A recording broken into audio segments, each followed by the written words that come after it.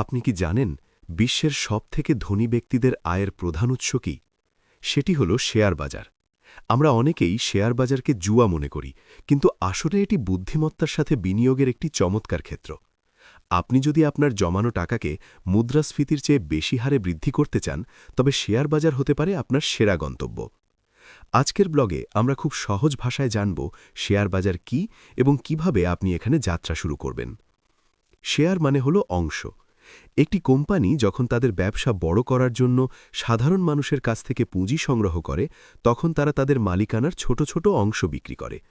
আপনি যখন কোনো কোম্পানির শেয়ার কিনছেন, তার মানে আপনি সেই কোম্পানির একজন ক্ষুদ্র মালিক হয়ে উঠছেন। কোম্পানি যদি লাভ করে, আপনিও লাভের অংশ পাবেন, আর কোম্পানি বড় হলে আপনার কেনা শেয়ারের দামও বাড়বে। শেয়ার বাজার থেকে মূলত দুইভাবে আয় করা যায়। এক, ক্যাপিটাল গেইন।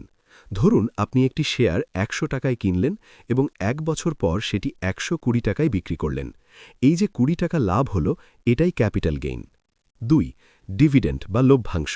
অনেক কোম্পানি তাদের লাভের একটি অংশ বছর শেষে শেয়ার হোল্ডারদের নগদ টাকা হিসাবে দেয়। এটি আপনার জন্য একটি প্যাসিভ ইনকাম। বাংলাদেশে শেয়ার বাজারে বিনিয়োগ করতে হলে আপনার ৩টি জিনিস লাগবে। ১, বিও অ্যাকাউন্ট। এটি ব্যাংকের সেভিংস অ্যাকাউন্টের মতোই, তবে এখানে টাকা নয় বরং শেয়ার জমা থাকে। আপনি যে কোনো ব্রোকারেজ হাউসে গিয়ে এটি খুলতে পারেন। ২, ব্যাংক অ্যাকাউন্ট।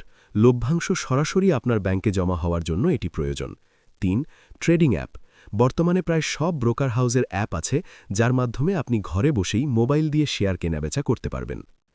শেয়ার বাজারে আসার আগে এই ৩টি কথা মাথায় রাখুন। ১, না বুঝে বিনিয়োগ করবেন না। কারো কথা শুনে হুজুগে শেয়ার কিনবেন না। কোম্পানির ব্যবসা এবং ভবিষ্যৎ সম্পর্কে জানুন। ২, বিনিয়োগ করুন, ট্রেডিং নয়।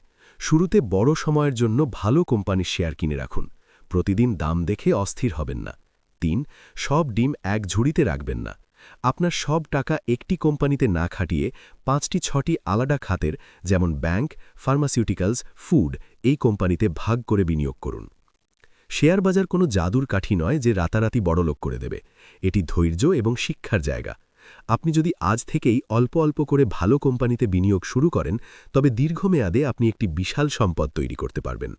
শেয়ার বাজার নিয়ে আপনার মনে কোনো প্রশ্ন থাকলে কমেন্টে জানান। ভিডিওটি ভালো লাগলে শেয়ার করুন। ধন্যবাদ।